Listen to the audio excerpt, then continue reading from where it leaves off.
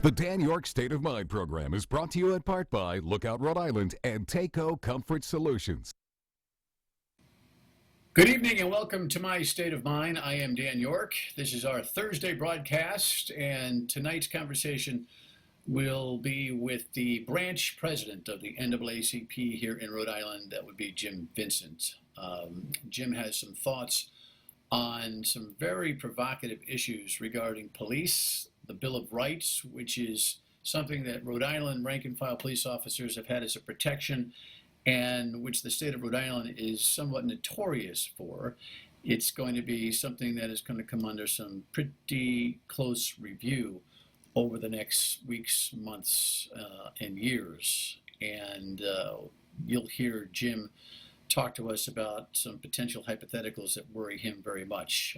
The announcement that school being open August 31st, and that goal was announced yesterday afternoon by the governor and the ed commissioner. We'll get Jim's reaction to that and a couple of other major things regarding the aftermath of the George Floyd tragedy. All coming up next here on Dan Yorke State of Mind. Please stay with us. Come back into my State of Mind on this Thursday evening. Again, we recorded this broadcast on Wednesday afternoon, and interestingly enough, just as we were about to record our show tonight, Governor Raimondo was doing her briefing and established a goal of August 31st to open the schools. Not our intended subject matter necessarily, but Jim Vincent, the president of the local branch of the NAACP, is my guest, and I'm looking forward to hearing his thoughts on all that we've been dealing with in the news cycle over the last couple of weeks, no doubt. But Jim, trust you're well. Welcome. Good to see you. You look well. Well, you look well too, Dan. Thank you for inviting me. I appreciate the opportunity. Bet. What's your, without the specifics, and I'm certainly not going to hold you to any kind of lofty thought here, because I just heard the governor talk about a goal of August 31st for the school system. But, we've talked a lot about the school system, and it's, it's been in the news on, on the overhaul, the takeover, the reform. So what do you think about an August 31st reopening? What's your gut tell you? Well, my gut tells me that, I want to be cautious because of the pandemic. However, I trust the governor's judgment. I think she's done a tremendous job, kind of navigating her way with us in Rhode Island through the pandemic. So I trust her judgment, and if she feels that we're ready to go on the 31st, I certainly feel that we're ready to go, because let's keep in mind, the Providence Public Schools, given a recent report, or a report that came out last year, said that the schools were one of the worst in the country. So we can't afford to lose any time in terms of schooling or in education. So, I want to make sure our kids don't fall further behind, but I also want to make sure our kids are safe. So she's the referee in this one, and I think if she feels that August 31st is a go, then I'm fine with that. Okay, we should come back to the schools in the midst of the conversation that's going on right now, because I think the combination of the quarantine, the coronavirus, the data where we see the minority communities being more hard hit, the dynamics of that are important to discuss. The defunding conversation of police departments, and I think some misunderstandings that have gone on in the country about, reprioritization of resources versus perhaps a cleansing of police departments.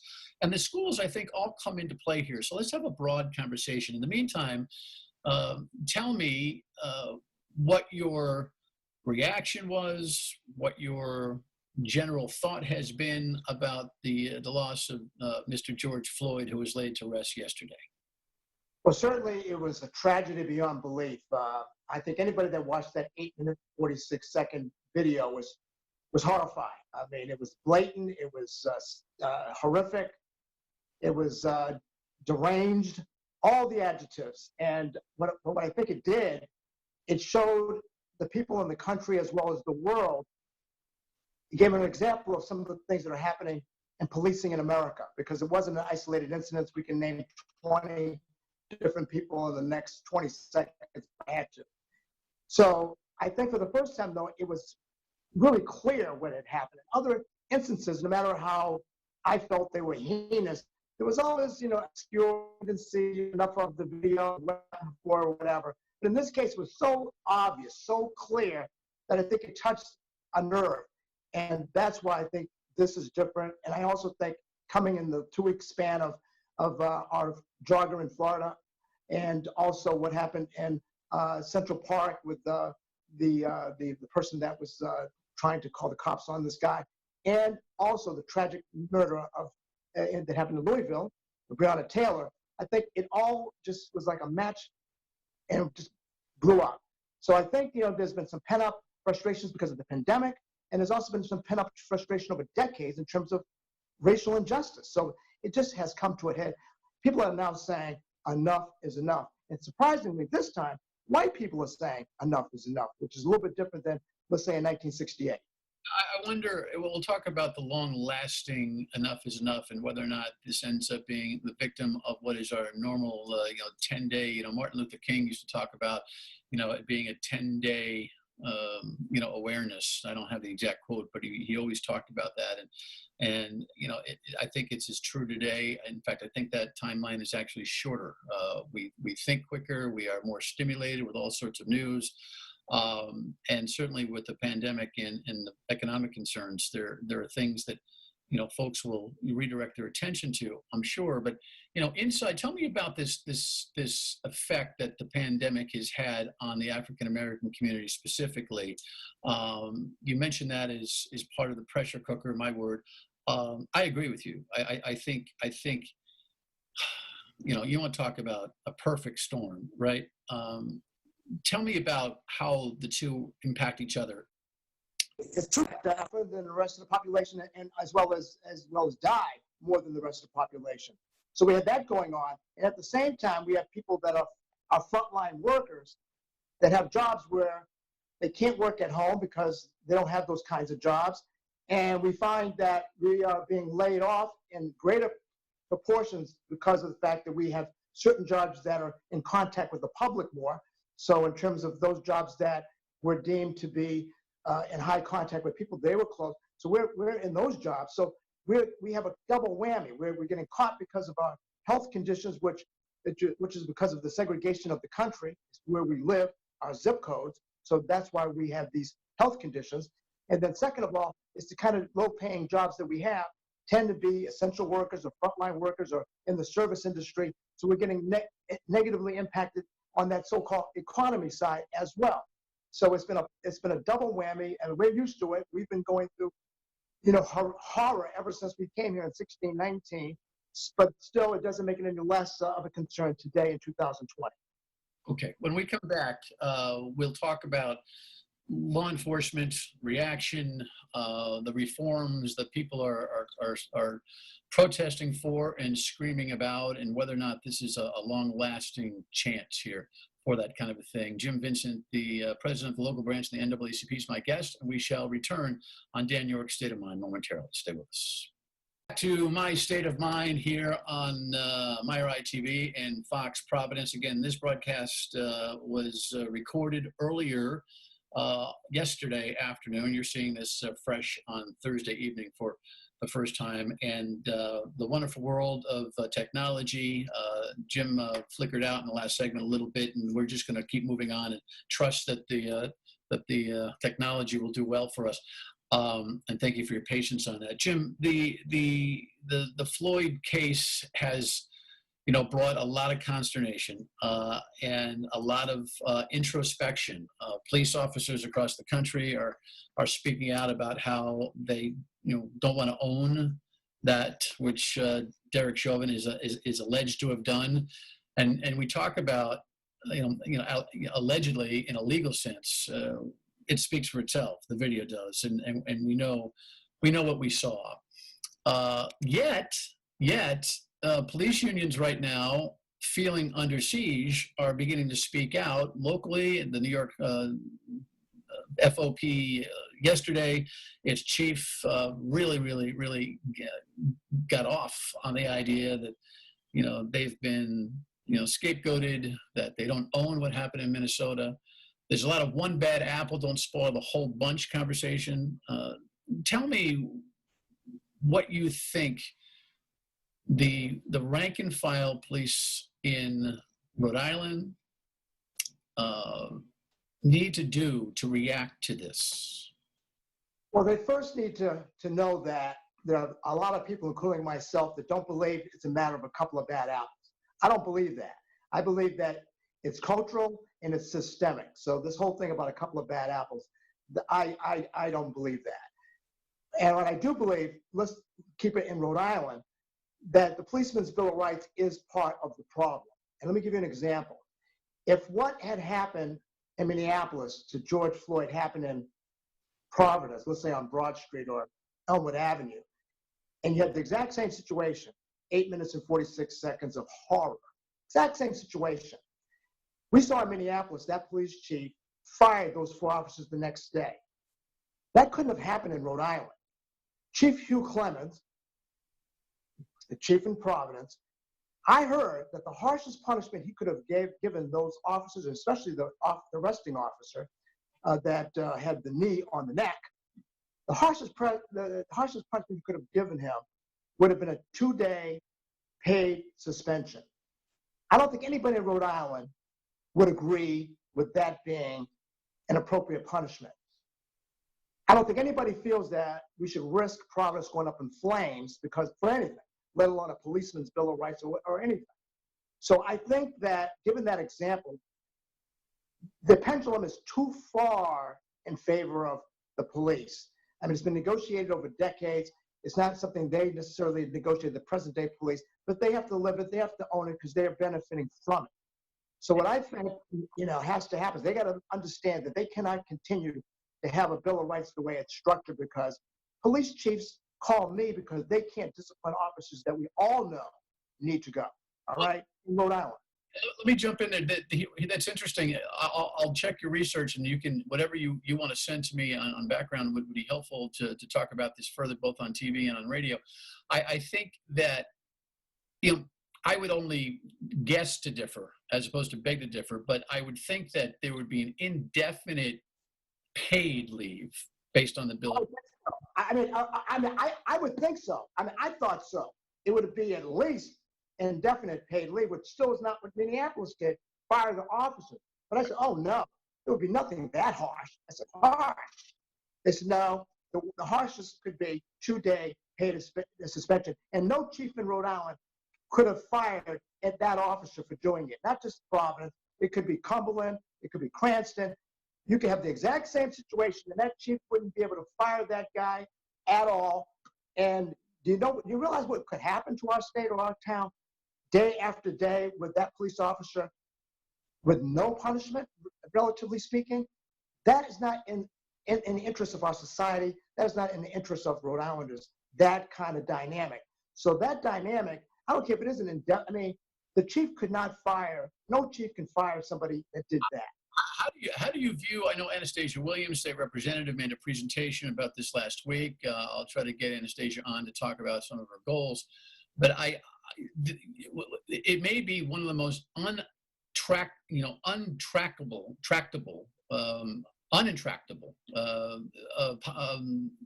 political dynamics we have in this state, and that is to remove the Officer Bill of Rights.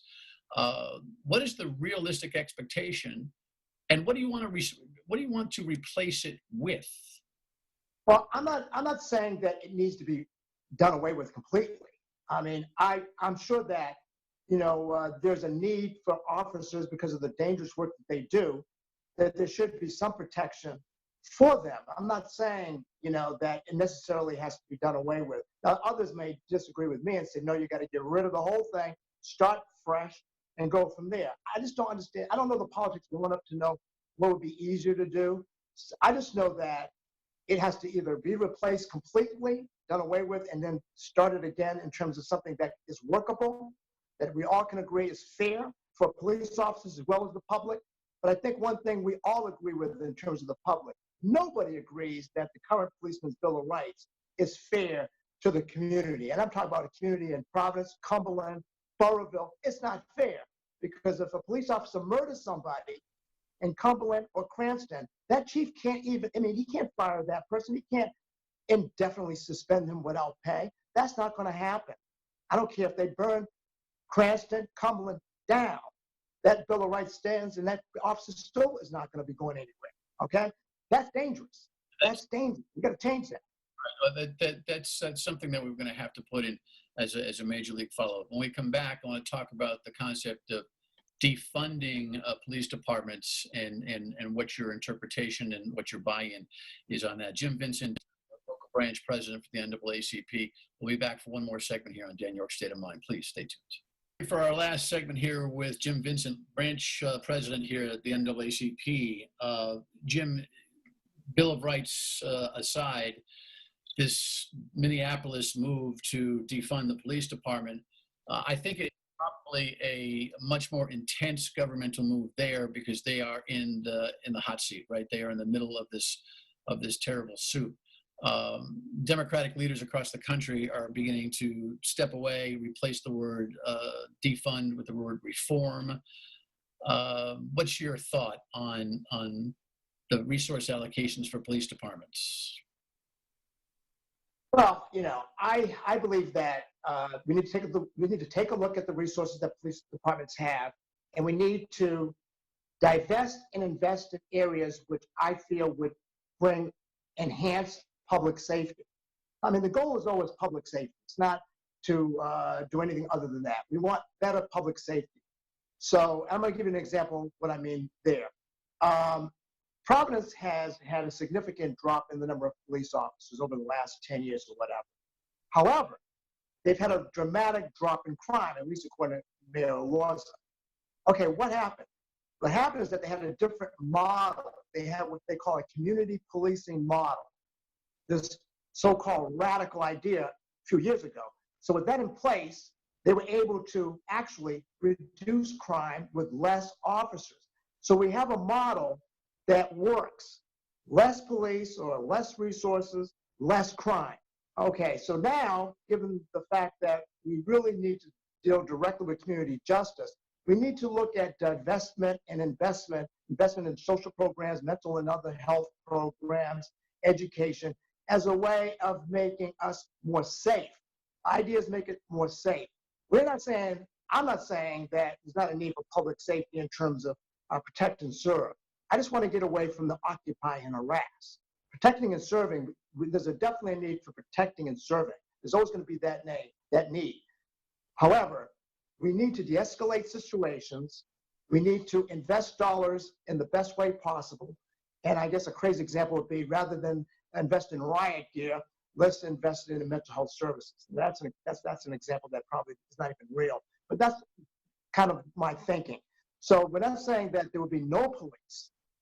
However, we're saying there could be a significant reduction in police, but that those dollars would be invested in such a way that there would be no need to have those numbers, because there would be a lot less crime because you're dealing with the root causes of the problems that we have in our society. This is, this sounds great. In practice, I think we've got some anecdotal evidence. You point to it in Providence that when you redirect your strategies, and you have a much more communicative police department on the ground, there's more prevention than there is reaction to crime. And I think that is that's something we're going to have to keep working on here. But I'll tell you, this is going to. Do you think this needs to be a national model, or that states and cities ought to take this upon themselves? Do you want to rely on kind of a lead out of Washington on this, or talk to me about it? Well, I think it's both. There's the Black Congressional Caucus. They have a bill, and they talk about eliminating chokeholds across the board. Okay, so I agree with that. I agree that there should not be chokeholds in any department in any state. They talk about having body cams. I believe that every single officer in Rhode Island should have a body cam.